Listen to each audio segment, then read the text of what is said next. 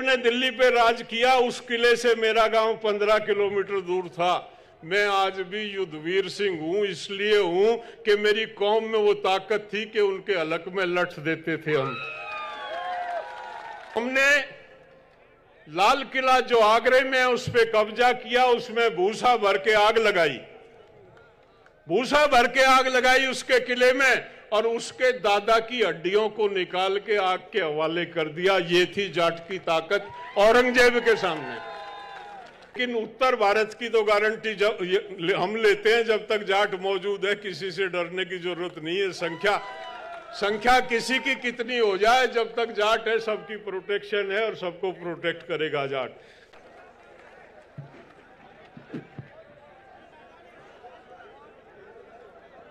परम आदरणीय आज की सभा के अध्यक्ष जी, भाई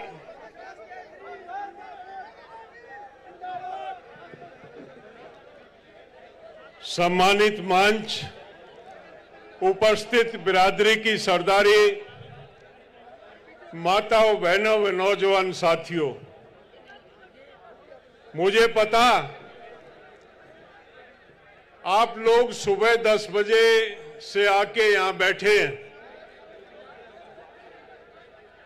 और 10 बजे से इस समय तक बैठना ये एक बहुत बड़ी तपस्या। मैं आपका ज्यादा समय नहीं लूंगा।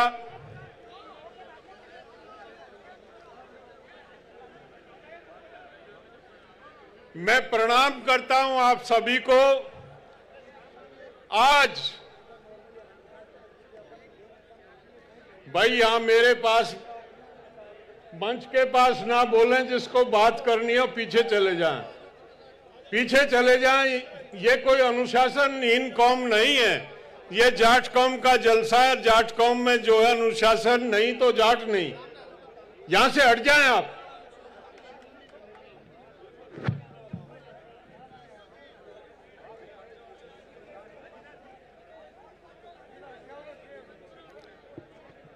आज इस जाट कुंभ में पृथ्वी की सबसे श्रेष्ठ कौम यहां पे उपस्थित, ये मैं नहीं कह रहा हूं, भगवान शंकर से पार्वती ने कहा कि ये जाट कौन। भगवान शंकर ने कहा कि पृथ्वी की सर्वश्रेष्ठ कौम, महाबलवान, युद्ध में दुश्मन के छक्के छुड़ाने वाली कौम, न्याय के लिए लड़ने वाली कौम जाट कहलाता। ये जाटों का कुंभ है। हमको अपनी कौम की गरिमा को बचाने के लिए यहाँ पे आत्म चिंतन करने के लिए यहाँ इकट्ठा हुए हैं। क्यों आज इसकी आवश्यकता पड़ी है, इस पे मनन करने के लिए इकट्ठा हुए हैं। मेरे से पूर्व बहुत से वक्ता आए, सब ने अपने अपने तरीके से कौम को किस तरह से, अरे भाई मान जाओगे या पता नहीं क्या बात है। भाई वॉलंटियर कहां है?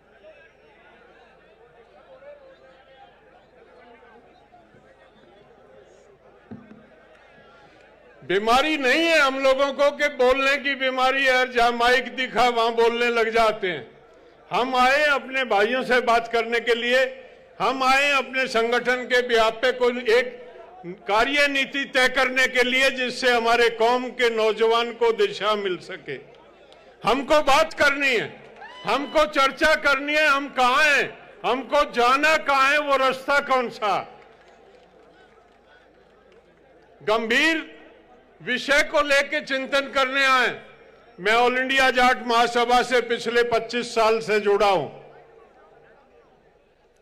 1998 में ऑल इंडिया जाट महासभा के अध्यक्ष दारा सिंह को चुना गया। दारा सिंह जी को चुनने के बाद राजा राम जी वहां पे मौजूद थे। यह चर्चा हुई। ऑल इंडिया जाट महासभा के 4 विषय तय किए थे चौधरी छोटू राम जी के जमाने में। ऑल इंडिया जाट महासभा समाज से सामाजिक कुरीतियों को खत्म करने के लिए काम करेगी। ऑल इंडिया जाट महासभा समाज के शैक्षिक उत्थान के लिए काम करेगी। ऑल इंडिया जाट महासभा समाज की आर्थिक उन्नति के लिए काम करेगी। ऑल इंडिया जाट महासभा समाज के राजनीतिक हितों का ध्यान रखेगी। ये 4 मुद्दे मैंने तय नहीं किए हैं, ये चौधरी छोटू राम जी के माध्यम से तय किए गए थे और इन्हीं 4 मुद्दों को लेकर ऑल इंडिया जाट महासभा निरंतर काम करती। 1998 में जिस समय दारा सिंह जी को अध्यक्ष बनाया गया, हमने इन 4 में से ये तय किया कि कौम की आर्थिक स्थिति को मजबूत करने के लिए क्या किया जा सकता। 1998 में 25 दिसंबर में दारा सिंह जी अध्यक्ष बने। 23 दिसंबर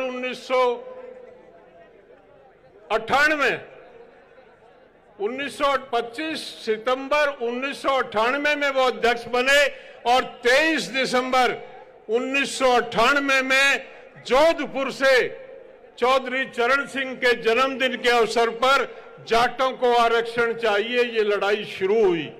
ये तमाम जो हमारे सीनियर साथी हैं, ये यहाँ बैठे हैं, वो लड़ाई आप लोगों की मजबूती की वजह से, आपके सहयोग की वजह से, आपके संगठन की वजह से वो लड़ाई जीती गई, जाटों को आरक्षण मिला।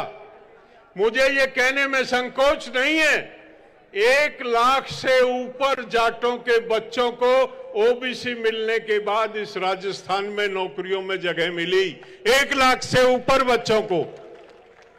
कोई आदमी 100 नौकरी दिलवा सकता है किसी को? इस संगठन की लड़ाई थी। 1 लाख से ऊपर नौजवान, और अगर देश में बात की जाए तो 2 लाख जाट परिवारों को इसका लाभ हुआ, इसमें नौकरियां मिली। बच्चों को, लाखों बच्चों के दाखिले अच्छे कोर्सों में हुए। ये इस भाई नहीं,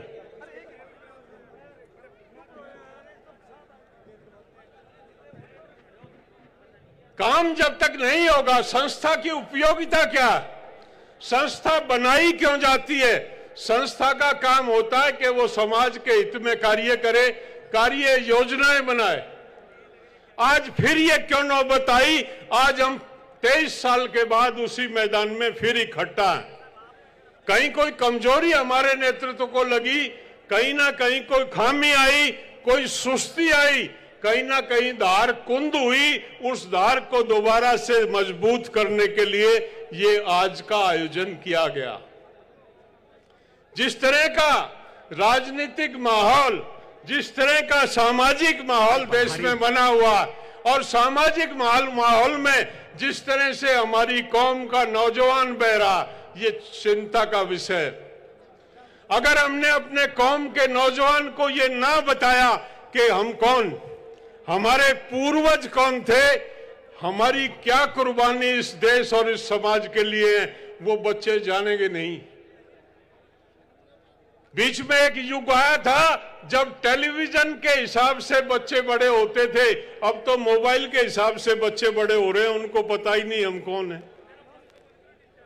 हमारा इतिहास क्या है, हमारे पूर्वज क्या थे और किस प्रकार से उन्होंने संघर्ष करके इस कौम को श्रेष्ठ कौम के दर्जे को कायम रखा।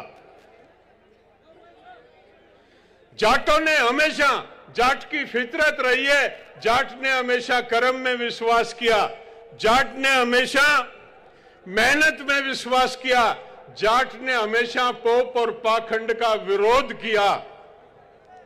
एक जमाना था तब सब जाट, तमाम देश का जो जाट था, उसने बौद्ध धर्म को स्वीकारा था क्योंकि वो पोप और पाखंड से दूर रहता था। एक समय फिर आया, 7वीं शताब्दी में 2.5 लाख जाटों का कत्ल किया गया था इस राजस्थान में। 2.5 लाख। माउंट आबू पे एक यज्ञ हुआ था। उस यज्ञ में एक जाति विशेष के लोगों ने एक जाति का जन्म दिया था और एक नया पोप और पाखंड इस प्रदेश में शुरू हुआ था। 1300 साल हमारे बुजुर्गों ने वो गुलामी सहन की। मैं यह बताना नहीं चाहूंगा, डिटेल से बताऊंगा तो बहुत लंबा समय लगेगा।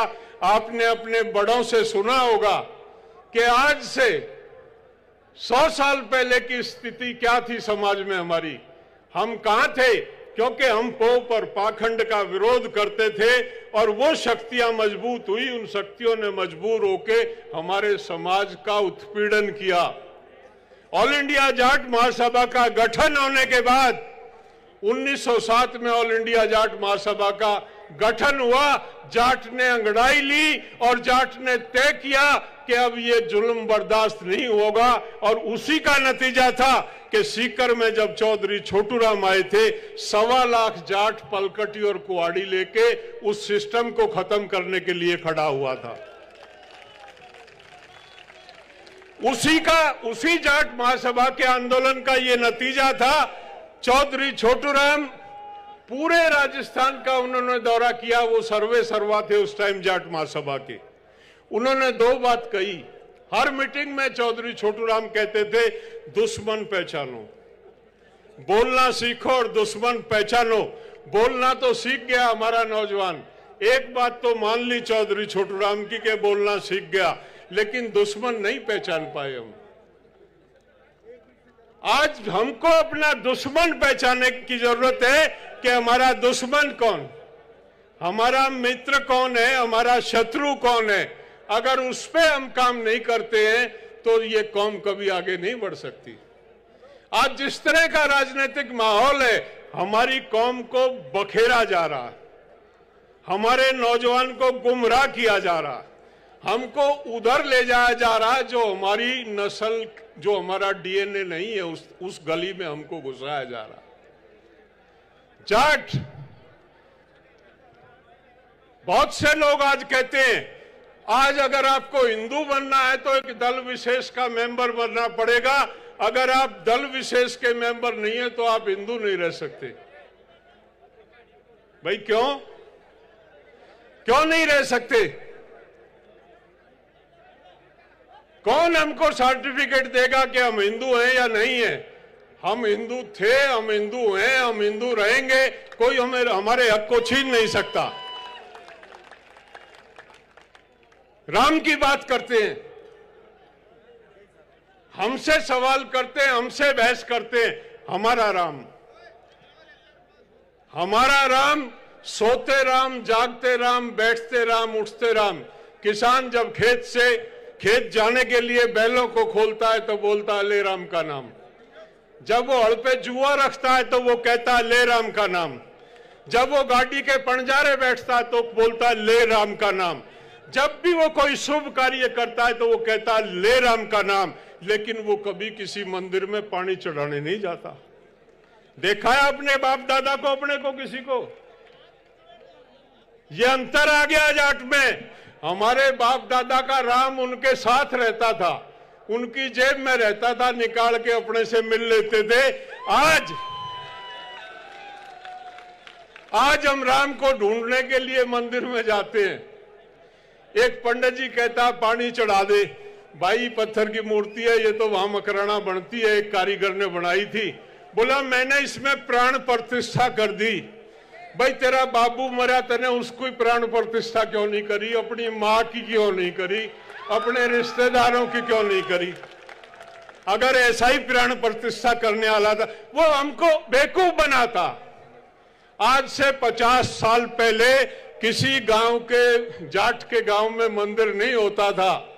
शिवालय होते थे जोड़ के किनारे, औरतें थोड़ा सा दूध लेके लोटे में पानी में डाल के जाके उस पर चढ़ा देती थी। कोई उसमें पंडित नहीं होता था, कोई ढोंग और पाखंड नहीं होता था। आज हमारे बच्चों को पता ही नहीं है। आज हमारे बच्चे हरिद्वार जाते हैं, नंगे पैर भागे, कावड़ उठा के ला रहे हैं। अरे तेरे खेत में कावड़ है, तेरे खेत में गंगा। एक चौधरी हर की पैड़ी पे रोहतक की तरफ मुंह करके पानी दे रहा था। भीड़ इकट्ठी हो गई। भीड़ ने देखा बूढ़ा पागल हो गया। उन्होंने कहा, जब वो रुक गया, भीड़ होगी, मजमा लग गया, तो उन्होंने कहा चौधरी साहब क्या बात थी? कहने लगा मेरे गेहूं है उनमें पानी दे रहा हूं। कहने लगा खेत कहाँ है आपका? कहने लगा रोहतक है। कहने लगा चौधरी पागल हो गया, 250 किलोमीटर पानी जागा। अरे ये सूरज बोला करोड़ों किलोमीटर दूर है, इस बामण का पानी उड़े जा रहा है तो मेरा रोहतक जाने में क्या लगता। बहुत ही श्रेष्ठ कौम, कर्म प्रधान कौम, जिसने काम किया, जिसने मेहनत का खाया, जो समाज को लेके चलती है, जो किसी का बुरा नहीं चाहती, जो गलत बात में अपने बेटे और भाई के विरोध में खड़ी हो जाती है, जो न्याय के साथ खड़ी होती है, ऐसी श्रेष्ठ कौम है जाट कौम।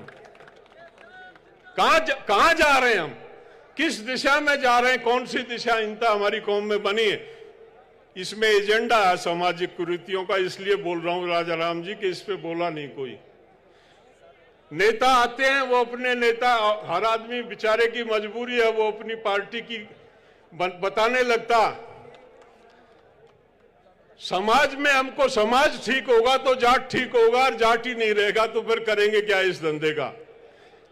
बच्चों को जाट बनाओ भाई, बताओ हम जाट हैं, हम अन्याय से लड़ते हैं, हम पोप और पाखंड में नहीं पड़ते हैं, हम मेहनत करते हैं, हम हर उसके साथ हैं जिसका कोई नहीं है उसके साथ हैं हम।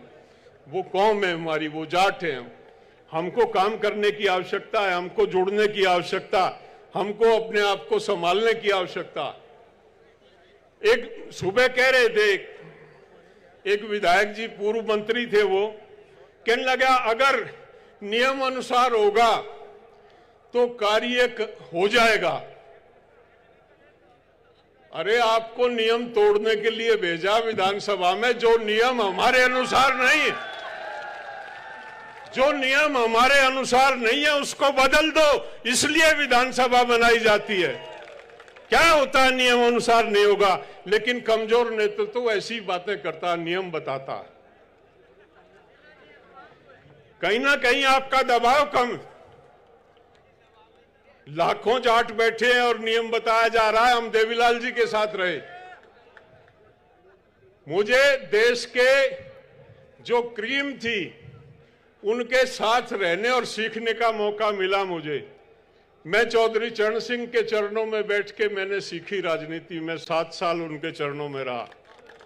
मैंने कुंभाराम जी के साथ काम किया, मैंने दौलत राम जी के साथ काम किया, मैंने नाथूराम जी के साथ काम किया, मैंने ओड़ा जी के साथ में काम किया, मैंने महेंद्र सिंह टिकैत जी के साथ में काम किया।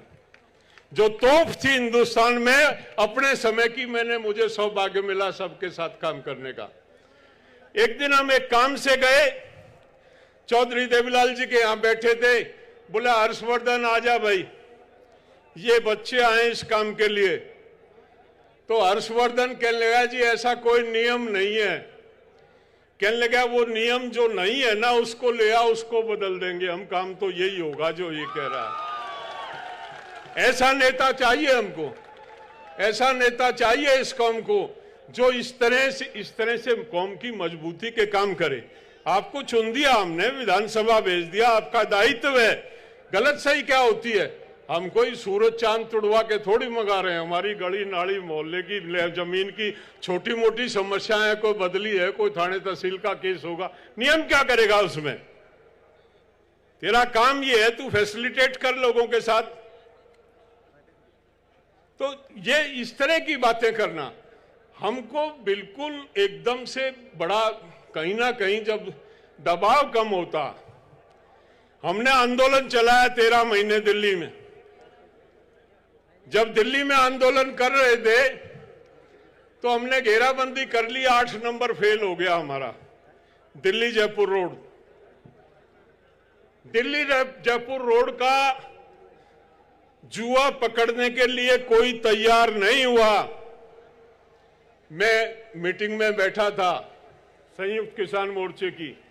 मैंने कहा भाई ये बड़े बड़े नेता हैं, पहले तो हरियाणा जो पड़ता है इस बेल्ट में ये योगेंद्र यादव देखेगा, रेवाड़ी क्षेत्र इसका पड़ता है, फिर अलवर वाले देखेंगे, उसके बाद हम आगे वालों को दुखी करेंगे। तो उन्होंने हाथ उठा दिया कि हमारे बस की बात नहीं है। मैंने कहा नहीं है तो इसको जाट महासभा देखेगी, इसको चौधरी राजा राम देखेंगे। 13 महीने राजा राम जी वहां बैठे रहे। इतिहास में पहली दफे नेशनल हाईवे नंबर 8 13 महीने बंद हुआ। ये जाट है, ये जाट की ताकत है, ये जाट का संगठन है।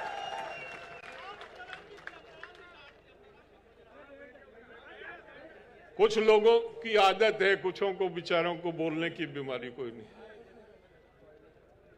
कुछ लोगों को भेजा जाता कि सभा में व्यवधान उत्पन्न करना, क्योंकि आपके शुभचिंतक भी इस प्रदेश में ही रहते हैं, बाहर नहीं।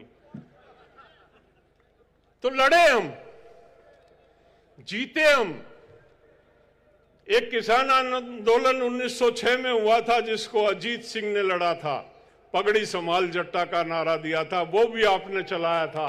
और एक 13 महीने का आंदोलन जीता, वो भी आपने चलाया था, उसके भी अगुवा आप थे, अगले पैर आप थे उस आंदोलन के। और फिर इस देश में कोई क्रांति आएगी तो वो जाट के बिना आ ही नहीं सकती, कोई किसी में दम ही नहीं। दिल्ली में चर्चा होती है, बोला दुनिया को तकलीफ है, किसान तो और भी बतेरे हैं, किसान तो और भी बतेरे, ये जाट ही क्यों पंगा लेते हैं। मैंने कहा जाट जो है वो नेतृत्व करता है इस देश का। आज से नहीं, सदियों से जाट ने इस देश का नेतृत्व संभाला हुआ है और हम अपने बुजुर्गों की परंपरा का निर्वाह कर रहे हैं, उसे छोड़ेंगे नहीं हम। कोई आए ना आए, हम लड़ाई लड़ेंगे। इतिहास की बात मेरे से पूर्व में कई साथियों ने की। टाइम हो गया क्या मेरा? मेरा टाइम हो गया भाई। इतिहास की बात यह है कि मोहम्मद गौरी आया 1192 में। मोहम्मद गौरी की राजधानी, उसका महल उसने कब्जा किया। महरौली में तब राजधानी होती थी पृथ्वीराज चौहान की। और मेरा गांव उस किले से 1 किलोमीटर दूर था। मैं ये बात आपको कह रहा हूं, जो आज वातावरण बना हुआ है उसका जवाब दे रहा हूं। मेरा गांव 1 किलोमीटर दूर था। औरंगजेब ने दिल्ली पे राज किया, उस किले से मेरा गांव 15 किलोमीटर दूर था। मैं आज भी युद्धवीर सिंह हूं, इसलिए हूं कि मेरी कौम में वो ताकत थी कि उनके हलक में लठ देते थे हम। कईयों ने कहा, बोले औरंगजेब ये, औरंगजेब। और क्या था औरंगजेब? औरंगजेब का दादा था अकबर, उसका मकबरा था सिकंदरा में। पहले तो हमने लाल किला जो आगरे में है उस पे कब्जा किया, उसमें भूसा भर के आग लगाई, भूसा भर के आग लगाई उसके किले में, और उसके दादा की हड्डियों को निकाल के आग के हवाले कर दिया। ये थी जाट की ताकत औरंगजेब के सामने। आज मैं बहुत पोस्ट पढ़ता हूं, बोला 40 साल पीछे सब ये हो जाएंगे, 40 साल। एक ओंकार मारी बेहोश हो जाएंगे, पता नहीं चलेगा इस देश में कहां था। किसको डरा रहे हो भाई? और जो कभी लड़े नहीं उनका क्या मर्द बनाना, और वो क्या मर्द बनेंगे। लेकिन उत्तर भारत की तो गारंटी जब हम लेते हैं, जब तक जाट मौजूद है किसी से डरने की जरूरत नहीं है। संख्या किसी की कितनी हो जाए, जब तक जाट है सबकी प्रोटेक्शन है और सबको प्रोटेक्ट करेगा जाट, बशर्ते जाट अपने घर को संभाल ले। इन नौजवानों को भाई राह पे लाओ, इनको बताओ। पहले तो बुआ, दादी और फिर दादा। पहली मास्टर थी दादी, माँ तो काम करती थी, वो कहानी सुना के उसको जाट बनाती थी। बुआ को टाइम मिले तो बुआ, दादी, 2 उसकी मास्टर होती थी। जाट बनाने में उनका योगदान था। और थोड़ा बड़ा हुआ तो वो दादा की संगत में जाट बनता था। अब ना संगत बुआ की रही, ना दादी की रही और ना दादा की रही, सब अड़ज पड़ज हो रहा है। बच्चा जब रोता है तो माँ उसको जो है टेलीफोन दे के चुप कराती है, वो मोबाइल पे कुछ पिक्चर विक्चर लगा देती है। तो ये अगर प्रोडक्ट तैयार होगा, इसका मोबाइल फोन का प्रोडक्ट तैयार करोगे तो ऐसे ही लाल बनेंगे और ऐसे ही जाट बनेंगे। समाज को सुधारो, बचो। उनको हफ्ते में नहीं तो एक दिन जरूर घर में ये शिक्षा दो कि हम जाट हैं, हम श्रेष्ठ हैं, हम वीर हैं। जाट का तो पहचान, जाट को अपनी जाति नहीं बतानी पड़ती। जाट जब सड़क पे जा रहा है तो उसकी कद काठी, उसकी चाल डाल, उसका चेहरा मोहरा देख के आदमी समझ जा रहा है जाट है। और एक आध परसेंट गलती हो जाए, जैसे ही वो बोलता, तो बोलना तो आपको पता ही है हमारा बोलना कैसा है, लट सा पड़ता है जिस पे बोलते हैं सामने वाले पे। जैसे ही वो बोलता एकदम सर्टिफाइड हो जाता, अटेस्टेड कॉपी हो जाती, पक्का जाट है। तो अपनी इस पहचान को कायम रखो। ये पहचान जिस दिन मिट गई उस दिन दिक्कत आएगी। अभी तक हम इसलिए सरवाइव कर रहे हैं, इसलिए हमारे सारे काम हो रहे हैं कि अभी तक हमने, हमारे पूर्वज जिंदा हैं, इनके सानिध्य में अपनी पहचान को कायम रखा। अगर अपनी पहचान को हम खो गए तो फिर मुश्किल पड़ेगा, फिर जरूर वजूद मिट जाएगा। पहचान बनाने के लिए यहाँ से गांव में जाओ, वंस ए मंथ, महीने में एक दफे एक मीटिंग करो कि जाट कौन, जाट कैसा, बच्चों को बताओ। तो इस कौम का भविष्य उज्जवल है, कोई टेंशन की बात नहीं है, ना तो अंधकार ही अंधकार है। धन्यवाद। जय जाट।